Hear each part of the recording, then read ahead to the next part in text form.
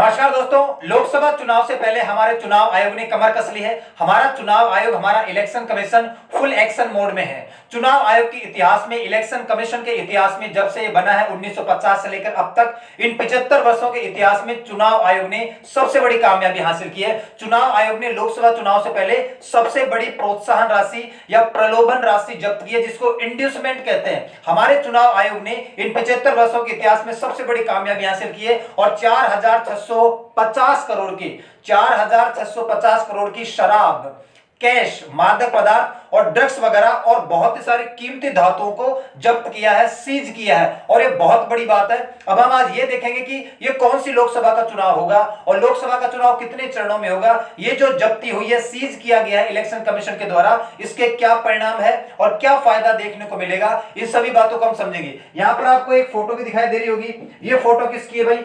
ये देखो, हमारा जो इलेक्शन कमीशन होता है ना, उसमें 3 महत्वपूर्ण पद है। एक तो होता है चीफ इलेक्शन कमीशन और 2 इलेक्शन कमिश्नर होते हैं। एक चीफ इलेक्शन कमिश्नर और 2 इलेक्शन कमिश्नर होते हैं। एक तो मुख्य निर्वाचन आयुक्त होता है और 2 निर्वाचन आयुक्त होते हैं। जो मुख्य निर्वाचन आयुक्त है वो इस वक्त है राजीव कुमार साहब, ये हमारे चीफ इलेक्शन कमिश्नर है, मुख्य निर्वाचन आयुक्त है। इसके अलावा जो 2 इलेक्शन कमिश्नर है, चुनाव आयुक्त है, वो ज्ञानेश कुमार और सुखबीर सिंह है। इनका आपको ध्यान रखना है। सबसे पहले हम ये समझते हैं कि आप सभी को पता है कि हमारी 18वीं लोकसभा का इलेक्शन है। 2019 में जो लोकसभा का इलेक्शन हुआ था वो 17वीं लोकसभा का चुनाव था। ये जो 2024 में लोकसभा का चुनाव है, 18वीं लोकसभा का चुनाव है और इसको जनरल इलेक्शन कहते हैं, इसको आम चुनाव कहते हैं। अभी राजस्थान में जो विधानसभा का चुनाव हुआ था उसको भी आम चुनाव कहा गया, जनरल इलेक्शन कहा गया। लोकसभा के चुनाव को भी आम चुनाव या जनरल इलेक्शन कहते हैं। आखिर इनको कहते क्यों है ऐसा? देखो, हमारा एक तो केंद्र है और एक हमारे राज्य है। केंद्र के अंदर हमारी संसद या पार्लियामेंट होती है और इसमें 2 सदन होते हैं, लोकसभा और राज्यसभा,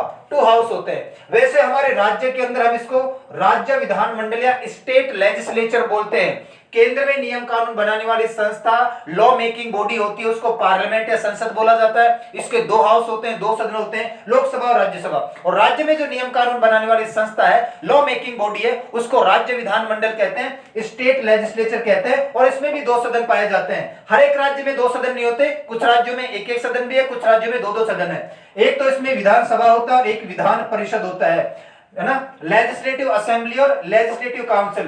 तो ये जो निचले वाले सदन होते हैं, चाहे वो लोकसभा हो, चाहे वो विधानसभा हो, चाहे वो हमारी संसद की बात हो, चाहे वो हमारे राज्य विधानमंडल की बात हो, चाहे वो केंद्र सरकार की बात हो, चाहे राज्य सरकार की बात हो, ये जो नीचे वाले सदन होते हैं, इनमें आम जनता के प्रतिनिधि बैठते हैं। रिप्रेजेंटेटिव ऑफ जनरल पॉपुलेशन, आम जनता के प्रतिनिधि यहाँ पर चुनकर जाते हैं। यहाँ पर पूरी की पूरी जनता डायरेक्ट चुनाव में भाग लेती है, डायरेक्ट पार्टिसिपेट करती है, जिसको हम डायरेक्ट इलेक्शन कहते हैं। इसी वजह से चाहे वो लोकसभा का चुनाव हो, चाहे वो राज्यों की विधानसभाओं का चुनाव हो, इसको हम आम चुनाव या जनरल इलेक्शन कहते हैं, क्योंकि इसमें सारे के सारे राज्य की या पूरे के पूरे देश की जनता भाग लेती है। तो अब लोकसभा के चुनाव में पूरे के पूरे देश की जनता भाग लेगी, इसलिए इसको जनरल इलेक्शन या आम चुनाव कहा जाता है।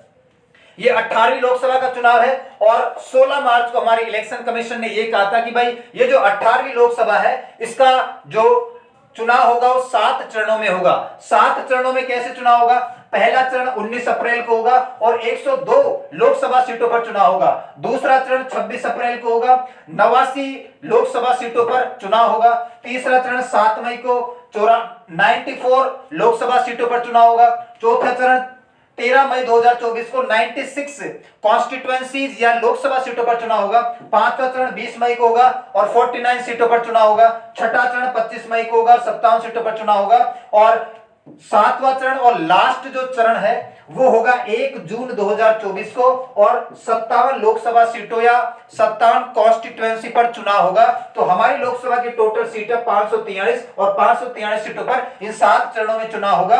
और जो डेट ऑफ काउंटिंग है, किस दिन काउंटिंग की जाएगी, वो है 4 जून 2024। और ये भी बताया गया कि किस किस फेज में, किस किस राज्य में चुनाव होंगे। जैसे फेज पहला 1 अप्रैल आधे राजस्थान में चुनाव होने वाला है और आधे राजस्थान में चुनाव होगा 26 अप्रैल को, ठीक है। उसके बाद में और 7 मई को फेज 3 है। 7 मई को देखो गुजरात में होगा, यहाँ पर कर्नाटक में होगा, यहाँ पर मध्य प्रदेश के कुछ एरिया में होगा।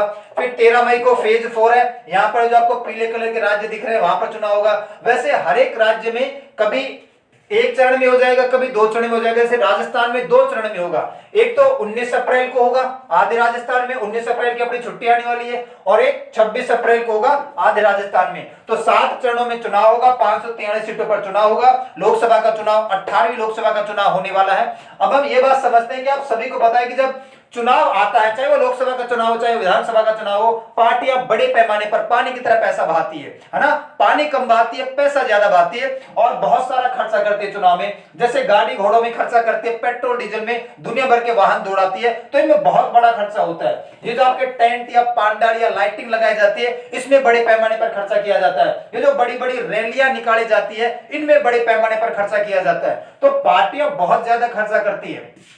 अच्छा, अगर हमसे कोई ये पूछे कि क्या कोई लिमिट है क्या इसकी? बिल्कुल। देखो, इसकी पहले लिमिट हुआ करती थी 40 लाख रुपए। एक उम्मीदवार, एक कैंडिडेट लोकसभा चुनाव में 40 लाख रुपए से ज्यादा खर्चा नहीं करेगा।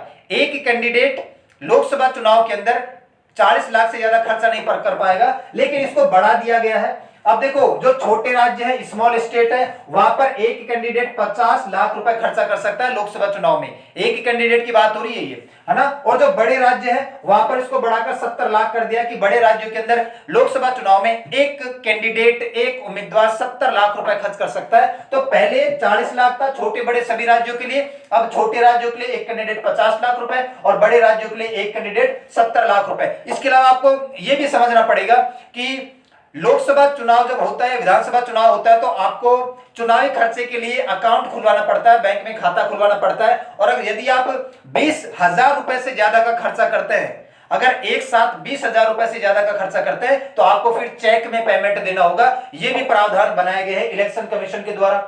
इसके बाद अब यह बात करते हैं कि चुनाव के दौरान आम जनता को प्रलोभन देने के लिए, आम जनता को लुभाने के लिए, आम जनता को या किसी दूसरी पार्टी के कैंडिडेट को लुभाने के लिए बड़ी मात्रा में जो पार्टियां होती है वो पैसा खर्च करती है, वो कैश का यूज करती है बड़ी मात्रा में। वो किसका यूज करती है? लिकर का या शराब का यूज करती है। वो यूज करती है बहुत सारी कीमती धातुओं का, बहुत सारे सोना चांदियों का, और वो यूज करती है ड्रग्स का, मादक पदार्थों का। मादक पदार्थों का यूज किया जाता है, शराब का यूज किया जाता है, कैश का यूज किया जाता है, और बहुत सारी धातुओं का यूज किया जाता है, सोना चांदी का, ताकि ज्यादा से ज्यादा आम जनता को लुभाया जा सके, अपनी तरफ किया जा सके, और ज्यादा से ज्यादा और जो पार्टी के कैंडिडेट है उनको खींचकर अपनी तरफ लाया जा सके। तो ये सारी चीजें जनता के पास पहुंचेगी, या बहुत सारी पार्टियों के और जो कार्यकर्ता उनके पास पहुंचने वाली है। और ये बहुत गलत बात है। एक सामान्य सा एग्जांपल देता हूं, ठीक है। एक दिन मैं ऑटो में जा रहा था, और ऑटो के अंदर मैंने पूछा कि भाई कहां जा रहे हो? उन्होंने कहा कि भाई मैं यूपी जा रहा हूं, अगर आपको बैठना है तो बैठ जाओ। मैंने कहा ठीक है, मुझे यहां तक छोड़ देना। उसके बाद मैंने पूछा कि यूपी क्यों जा रहे हो? बोला कि चुनाव है। और चुनाव, फिर उन्होंने स्टोरी बताई कि देखो 700 रुपए अकाउंट में भेज दिए गए हैं, और मैं जा रहा हूं चुनाव में वोट डालने के लिए। जिसने मुझे 700 रुपए भेजे हैं, जिस पार्टी ने, उसको मैं जाके वोट डालूंगा। तो बड़े पैमाने पर पार्टियां पैसा खर्च करती है, एक एक आदमी के अकाउंट में पैसा पहुंचा देती है। इतने आगे हो गए हैं भारत। और जिस पार्टी ने आपको पैसा पहुंचाया है, आपको वो पैसा देकर घर पे बुला रही है, आपकी जेब भरी है, शराब पिला रही है, तो आप तो वोट तो उसी को दोगे। तो ऐसा देखने को मिलता है। अब यहां पर देखो कि अब बात करते हैं, देखो ये 18वीं लोकसभा चल रही है ना, 80th लोकसभा, ये 18वीं लोकसभा की मैं बात कर रहा हूं। 18वीं लोकसभा के अंदर हमारा जो इलेक्शन कमिश्नर है, इसने 15 अप्रैल को बताया, अभी 2 दिन पहले रविवार के दिन 15 अप्रैल को इलेक्शन कमीशन ने यह बताया है कि हमने 4,650 करोड़ रुपए की कैश नगद के रूप में, है ना, हमने शराब, लिकर के रूप में, हमने मादक पदार्थ, ड्रग्स और बहुत सारी कीमती धातुओं को जब्त किया है, सीज किया है चुनाव से पहले, जो बड़ी संख्या में एक जगह से दूसरी जगह ले जाए जा रही है, जनता के लिए यूज करने के लिए या दूसरी पार्टी के कार्यों को अपनी तरफ मिलाने के लिए। इसमें से 2069 करोड़ के मादक पदार्थ ड्रग्स हैं। आप देखो चुनाव के अंदर ड्रग्स का यूज, चुनाव के अंदर बड़े पैमाने पर ड्रग्स का यूज किया जा रहा है ना। 489 करोड़ के आसपास शराब जब्त की गई है, 395 करोड़ के आसपास नगद राशि या कैश जब्त की गई है, 562 करोड़ के आसपास कीमती धातु या लग्जरी मेटल्स, है ना, गोल्ड, है ना, सिल्वर वगैरह और डायमंड वगैरह ये, और 1142 करोड़ के आसपास और ऐसी वस्तुएं जो प्रलोभन देने के लिए, जनता को लुभाने के लिए काम में आती है।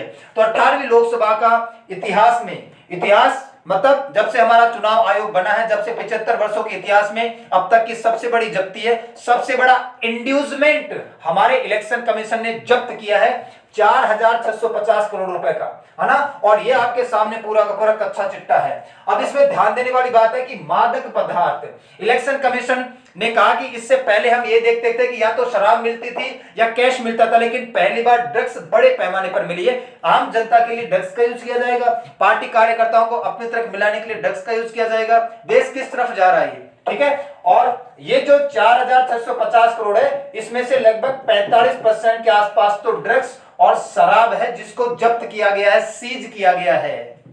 अब आप यहां पर ये देखो कि जो 70वीं लोकसभा का चुनाव हुआ था 2019 में, 70वीं लोकसभा के चुनाव में 3,475 करोड़ की जब्ती की गई थी, सीज किया गया था। इससे कितना ज्यादा है ये, इस बार 4,650 करोड़ रुपए का सीज किया है। नगद, कैश, बहुत सारी कीमती धातुएं या ड्रग्स, शराब, इन सारी चीजों को इलेक्शन कमीशन ने जब्त किया है 18वीं लोकसभा चुनाव से पहले, जो कि 19 अप्रैल से शुरू होने वाला है। और इलेक्शन कमीशन जनवरी फरवरी के आसपास से ये कर रहा है, लेकिन इलेक्शन कमीशन ने ये कहा कि 1 मार्च से तो रोजाना लगभग 100 करोड़ के आसपास हम चीजों को जब्त कर रहे हैं, जिसमें कैश है, शराब है, मादक पदार्थ है और बहुत सारी ऐसी कीमती धातुएं जिनका चुनाव में बड़े पैमाने पर, है ना, इलेक्शन कैंपेन में, चुनाव प्रचार में बड़े पैमाने पर यूज किया जाएगा। लोगों की जेब भरी जाएगी, आपस में दूसरे पार्टी के कार्यकर्ताओं को अपनी तरफ खींचने के लिए इनकी जेब भरी जाएगी।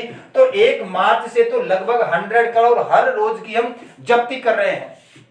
और आपको यह भी पता होगा कि रविवार के दिन 2 बड़े नेताओं का हेलीकॉप्टर या चॉपर चेक किया गया है।